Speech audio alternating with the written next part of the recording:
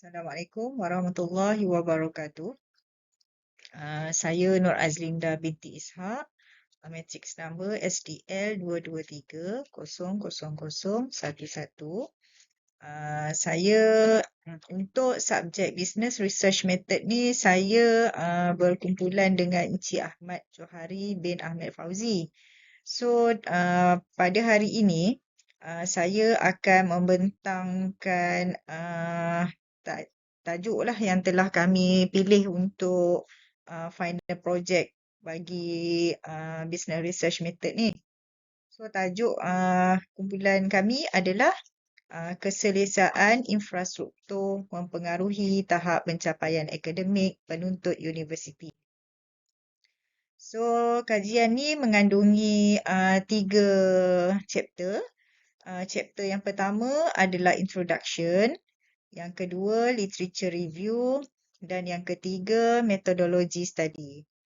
So saya akan membentangkan chapter 1. Okay, so introduction, pengenalan berkenaan dengan tajuk yang dipilih adalah pendidikan merupakan satu elemen yang paling penting, yakni yang paling utamalah yang mempengaruhi tingkat ekonomi dalam sesebuah negara. Yang kedua adalah pembangunan sesebuah negara mempunyai hubung kait yang rapatlah dengan ketemadunan masyarakat yang bertitik tolak daripada pendidikan. Yang ketiga, indikator. Indikator penting falsafah pendidikan kebangsaan FPK adalah merupakan pengembangan pengembangan kepada potensi individu secara menyeluruh dan bersepadu, produk jati diri manusia yang harmonis dan seimbang dari segi intelek, emosi, rohani dan juga politik dalam sesebuah negara. So kita tengok latar belakang kajian. So penyelidikan yang kami buat ni lah sebenarnya adalah untuk menghubungkaitkan penstrukturan facilities pendidikan, maksudnya facilities yang disediakan lah, dan juga pencapaian akademik pelajar dalam aspek penghayatan nilai falsafah pendidikan. Okey, secara amnya falsafah pendidikan, infrastruktur dan pencapaian akademik merupakan 3 elemen lah yang saling berkait rapat dalam konteks pendidikan. So, kita tengok apa 3 elemen yang telah kami senaraikan. Elemen pertama adalah falsafah pendidikan. Falsafah pendidikan mempunyai peranan untuk membimbing sistem pendidikan itu sendiri, di samping membentuk asas dan hala tuju sesebuah pendidikan. Seterusnya, ia mempengaruhi pengertian tentang tujuan pendidikan. Okay, proses pengajaran dan pembelajaran, PDP, dan juga nilai-nilai yang ingin dicapai dalam sesebuah pendidikan tersebut. Selain itu adalah untuk membimbing bagaimana infrastruktur sesebuah universiti itu dirancang dan dijalankan untuk achieve lah matlamat yang pendidikan inginkan. So yang ini mengikut Saharia Ismail 2015. Elemen yang kedua adalah infrastruktur universiti. So dekat sini infrastruktur universiti ni merangkumi aspek fizikal dan teknologi lah yang support proses PDP dan penyelidikan. So dekat sini termasuklah bangunan, penyediaan perpustakaan, kemudahan sukan, peralatan teknologi, ruang kuliah, asrama dan juga yang lain-lain lah yang disediakan di dalam sesebuah universiti. So dekat sini membentuk, di samping tu dia dapat membentuk environment yang kondusif lah untuk proses PDP. Di samping dapat mencipta ruang yang lebih kolaboratif, dapat meningkatkan accessibility kepada ilmu pengetahuan pelajar dan memastikan pelajar tu berada dalam keadaan yang selesa. Okey, di samping tu juga adalah untuk mencapai objektif pendidikan sendirilah. Seterusnya, membawa kepada pencapaian akademik yang lebih baik pada masa hadapan. Okey. Elemen yang ketiga adalah berkenaan dengan pencapaian akademik. So dekat sini ia sebenarnya merujuk kepada prestasi pelajar lah dalam bidang akademik. Termasuklah pencapaian pelajar itu sendiri dalam peperiksaan, pencapaian hasil pembelajaran dan juga apa-apa kemajuan lah dalam program pengajian yang diceburi. Okey, di samping tu ia turut memberi sokongan yang signifikan kepada pencapaian akademik pelajar dengan memberi persekitaran pembelajaran yang lebih efektif dan yang memenuhi keperluan pelajar. So, kenyataan ni menurut Sapi'i Sabilan et al. 2018.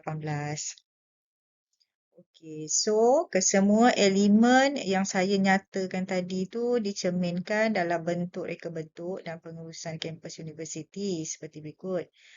Pendidikan untuk pembangunan negara, pendidikan inklusif dan saksama, pendidikan untuk keseimbangan holistik, pendidikan untuk pemerkasaan individu dan kepentingan pengajaran dan pembelajaran yang lebih berkualiti.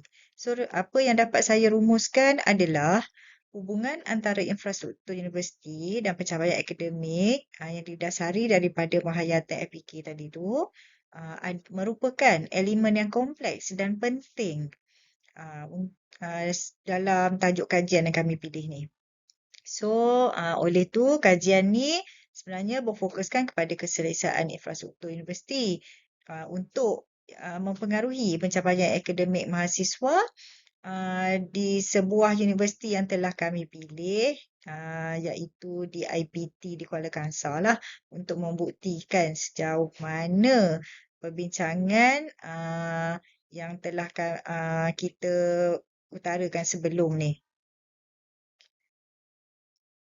So, dekat sini kita tengok pernyataan masalah berkenaan dengan tajuk yang telah dipilih.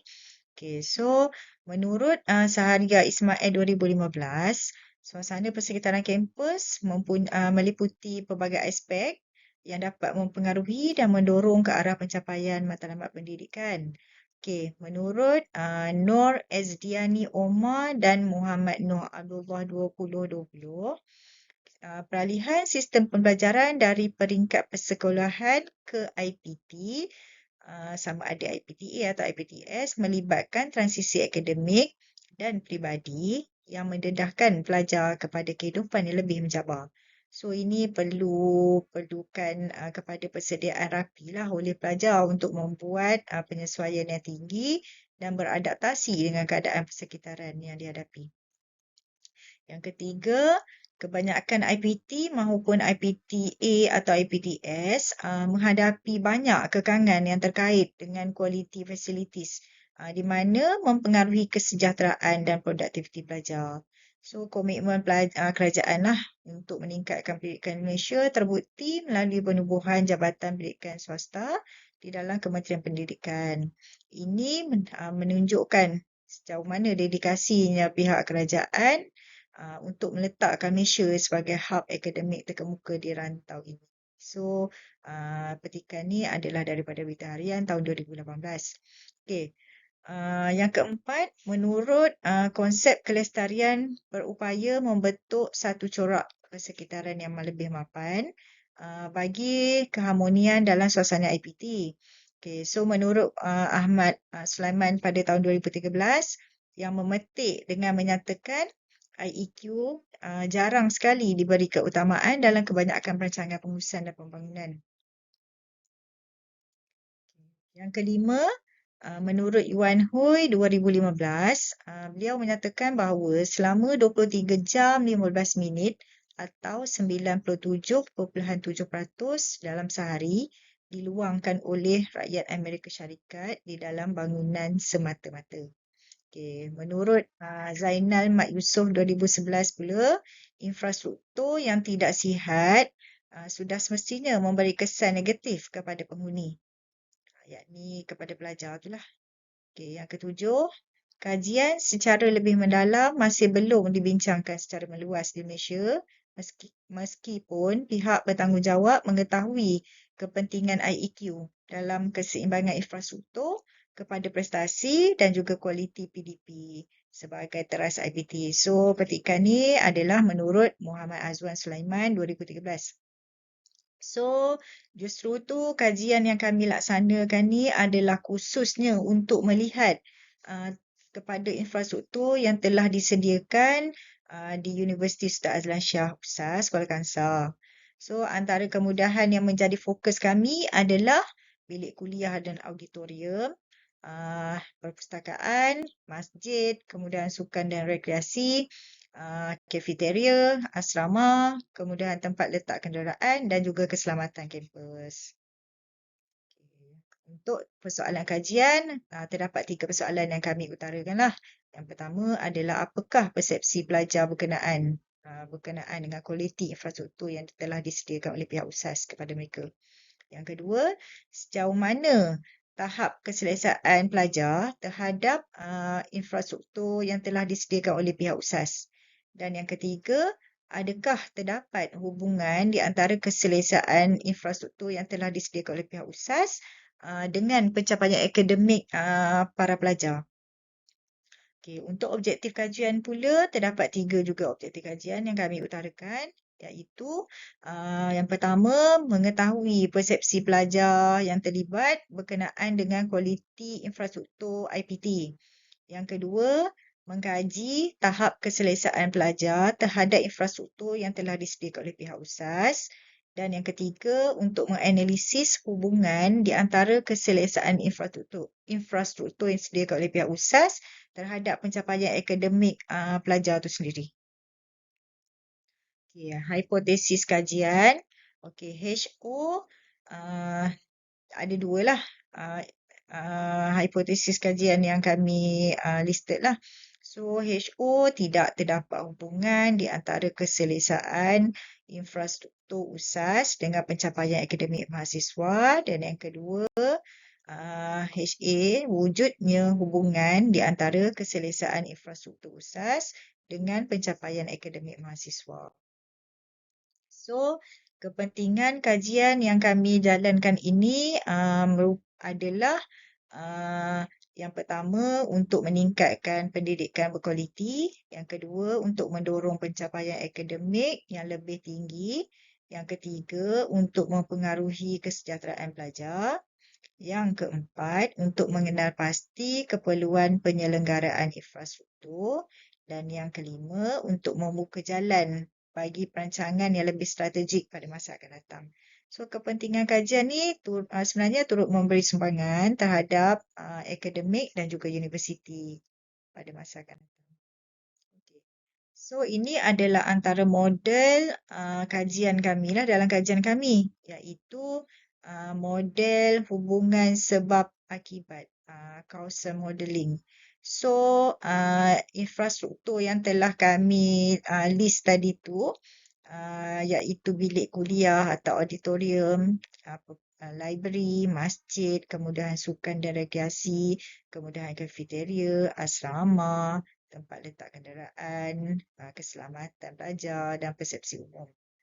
So, ini elemen-elemen yang disenaraikan tu adalah merupakan faktor yang sejauh mana faktor tersebut memberi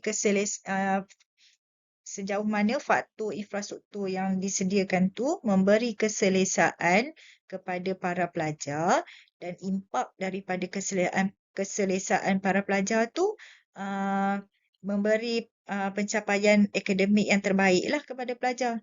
So, dekat sini causal modeling ni sebenarnya telah dipopularkan oleh Herbert B. Asher pada tahun 1900. So, dekat sini berfokuskan teknik analisis.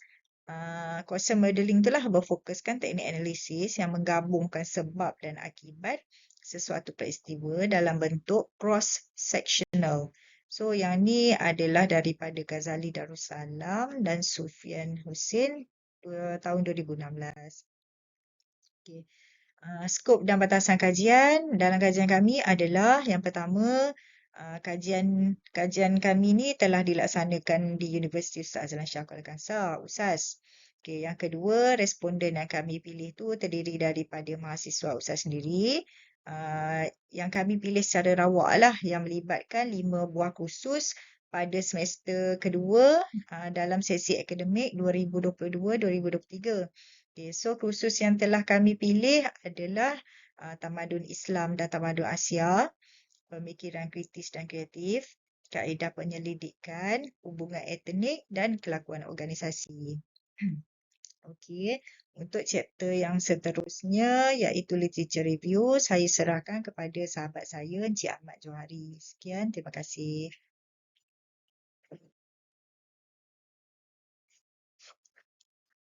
Okay, terima kasih Puan Zelina. Saya teruskan dengan literature review. Literature review adalah berdasarkan kepada pengetahuan kajian yang dilakukan oleh orang-orang yang terdahulu. Ia merupakan kajian semula yang dilakukan bagi mengumpul pengetahuan tentang beberapa persoalan untuk memulakan sesuatu penyelidikan. Bahagian ini akan membincangkan teori atau model berkaitan serta dokumentasi karya-karya sarjana akademik yang terdahulu yang dipilih berdasarkan skop bidang utama kajian. Model kualiti perkhidmatan.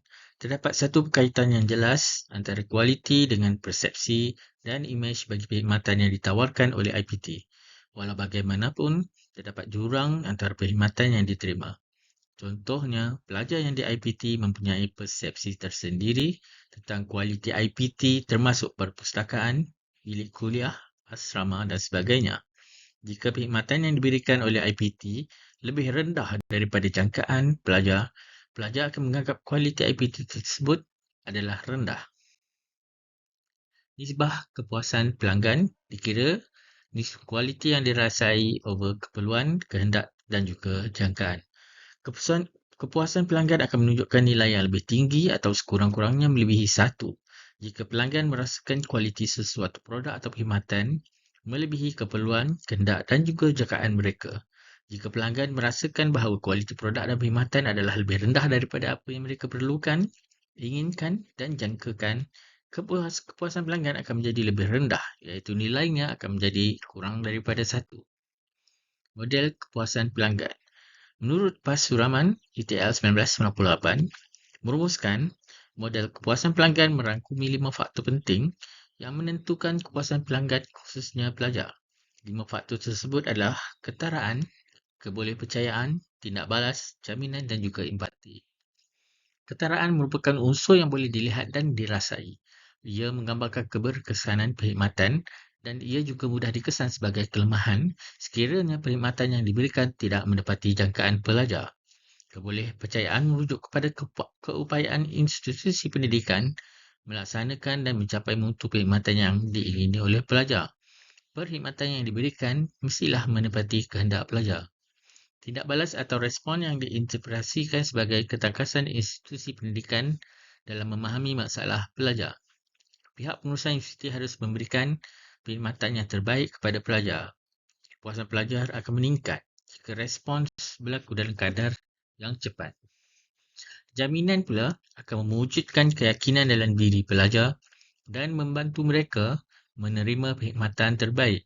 Dengan adanya jaminan ini akan membolehkan belajar berasa lebih selesa dengan perkhidmatan yang diberikan kepada mereka. Empati pula ialah perasaan yang memahami perasaan pelajar dan memberikan mereka perkhidmatan yang mungkin menarik minat mereka. Dengan wujudnya sifat sependapat ini, dapat mengurangkan perbezaan di antara mereka dalam memberikan perkhidmatan yang berkualiti. Berkaitan antara perkhidmatan dan kepuasan diadaptasi melalui model kesetiaan pelanggan PDI 2001, wujud beberapa aspek yang menyumbang kepada kesetiaan pelanggan terhadap produk dan perkhidmatan. Aspek-aspek ini terbahagi kepada ciri produk dan perkhidmatan, sistem dan struktur, hubungan pelanggan, jangkaan pelanggan, penyelesaian masalah, kepuasan pelanggan, kesetiaan pelanggan. 3 faktor penting yang harus ditekankan oleh IPT ialah ciri produk atau perkhidmatan, sistem struktur dan juga perhubungan pelanggan. 3 faktor ini menyumbang kepada kewujudan jangkaan pelanggan dalam bentuk jangkaan produk atau perkhidmatan. Jika produk atau perkhidmatan memenuhi jangkaan dan harapan pelanggan, kepuasan pelanggan akan menyumbang kepada pembentukan kecenderungan untuk kepercayaan, penghargaan, keyakinan dan juga trend kepuasan. Kajian-kajian lepas yang berkaitan infrastruktur institusi pendidikan tinggi.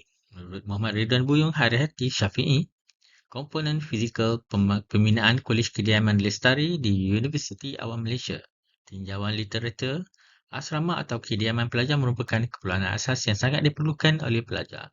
Tinjauan beliau menekankan komponen dalam alam bina seperti bangunan, lokasi, keselamatan, kemudahan OKU, accessibility, kawasan rekreasi dan landscape dapat menunjukkan setiap komponen tersebut memberi pengaruh besar terhadap kualiti pembangunan kediaman pelajar. Faridah Abdul Rahim, Faktor-faktor kejayaan pelaksanaan pengurusan fasiliti di institusi lesihan awam. Kualiti pendidikan sebuah institusi bergantung kepada fasiliti yang baik. Hasil kajian menunjukkan terdapat dua faktor utama, faktor pemacu yang perlu diberi keutamaan dan tindakan sebaiknya iaitu kesedaran dan juga komitmen. Pengurusan atasan dan polisi perancangan strategik terbukti oleh pakar dalam literatur sebagai faktor kritikal dalam pengurusan fasiliti bagi institusi pendidikan. Menurut Siti Aisyah Abdul Jalil, dalam kajian kualiti perkhidmatan pendidikan Politeknik di Perak, kualiti sesebuah institusi pendidikan dibahagikan kepada tiga aspek utama iaitu kualiti pengendalian dan tahap efisien PDP dan kualiti perkhidmatan kepada pelajar sebagai output. Hasil menunjukkan wujudnya perbezaan positif dan signifikan manakala kolerasi mendapati tiga dimensi utama, PDP, perkhidmatan sokongan dan fasiliti mempunyai hubungan yang signifikan dengan kualiti perkhidmatan pendidikan. Ilmuwani Osman, visibility, integrasi sistem infrastruktur dan kesaling hubungan kebertanggungjawaban universiti dalam konteks menjana kelestarian persekitaran pembelajaran kondes. Kemudian infrastruktur IPT yang canggih dan lengkap mendukung kelestarian persekitaran PDP yang kondusif dan efisien. Perkara ini turut disokong oleh majoriti informan menjadikan infrastruktur universiti sebagai faktor dalam pemilihan pelajar meneruskan pengajian ke IPT. Menurut Irmawati Osman, keutamaan integrasi infrastruktur dalam memastikan kelestarian jangka panjang adalah elemen kritikal yang mempunyai berkaitan dengan persekitaran pembelajaran kondusif pelajar. Dan menurut kajian oleh Nur Laili Muhammad Yusof, Shuaib Asmirin dan Suhaida Abdul Kadir 2002, hasil kajian mereka menunjukkan kualiti perkhidmatan termasuk infrastruktur memberi kesan kepada kepuasan pelajar dalam pelbagai konteks.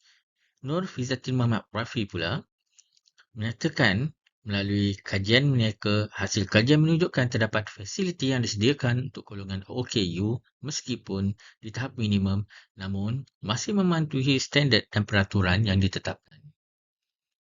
Menurut Dorin Ting Liachin Syahlan Surat 2021, secara umumnya, 4 aspek merupakan faktor relevan yang memberi impak kepada pihak berkepentingan khususnya institusi pendidikan. Hasil penyelidikan didapati pelbagai pihak berupaya menerima sokongan dalam menambah baik faktor-faktor yang mempengaruhi mengikut keperluan, kebolehan dan juga minat pelajar. Menurut Halimatus Saadah Karya, melalui kajiannya, faktor PDP merupakan faktor yang paling tinggi diikuti oleh faktor minat, faktor sikap. Oleh itu, melalui kajian ini, semua faktor menunjukkan hubungan bermakna yang mempengaruhi kerjayaan akademik pelajar. Menurut Muhammad Syafiq, Muhammad Razali, Nur Aini Abdul Rauf 2018, kajian mereka memberikan fokus kepada 4 aspek iaitu sikap, minat, kaedah PDP dan juga pensyarah. Dalam keempat aspek tersebut, hanya pensyarah sahaja menunjukkan tidak wujud hubungan yang signifikan dengan pencapaian akademik. Muhammad Izzul Hilmi 2023. Elemen persekitaran mempengaruhi kecemerlangan akademik murid. Tingkatan 5 di sekolah menengah agama. Kajian memfokuskan 2 faktor utama iaitu ibu bapa dan juga rakan sebaya. Hasil kajian menunjukkan kedua-dua elemen tersebut terbukti memberi impak tersendiri kepada setiap individu dalam menentukan kecemerlangan akademik.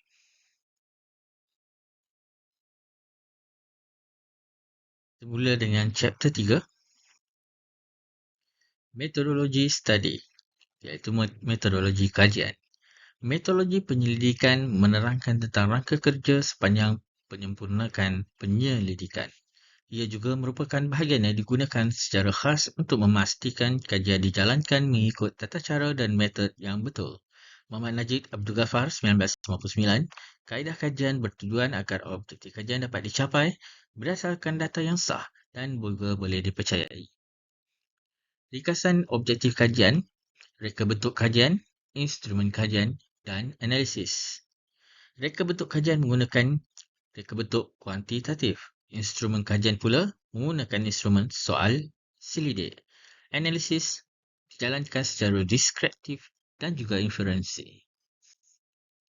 Bagi kaedah pengumpulan data, data diperolehi melalui responden yang terdiri daripada mahasiswa Universiti Sultan Azlan Shah. Borang soal sidik diedarkan kepada responden-responden yang terlibat menggunakan Google Form. Borang soal sidik disediakan secara tertutup yang mengandungi senarai pilihan jawapan yang telah ditetapkan dan responden tidak dibenarkan memberikan jawapan selain daripada yang dinyatakan. Borang soal sidik adalah seperti berikut. Bahagian A menunjukkan demografi responden.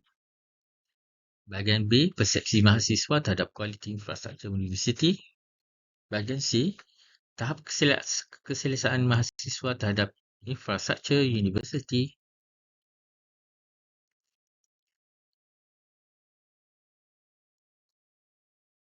Rajah menunjukkan nilai Krobak alfa, di mana ianya bermula daripada nilai 0.0 sehingga 1. Nilai 0.0 hingga 0.49 adalah satu nilai yang tidak boleh diterima baik dalam konsistensi dalaman, dan nilai 0.9 hingga 1 adalah merupakan konsistensi dalaman yang sangat baik. Analisis keputusan alfa Cronbach. Hasil dapatan menunjukkan nilai perkali alfa Cronbach bagi keseluruhan 40 item adalah 0.96, iaitu sangat baik. Berdasarkan pandangan Muhammad Majid 1994, sampel itu dikatakan berada pada tahap yang baik apabila maklumat berkenaan parameter populasi hampir sama.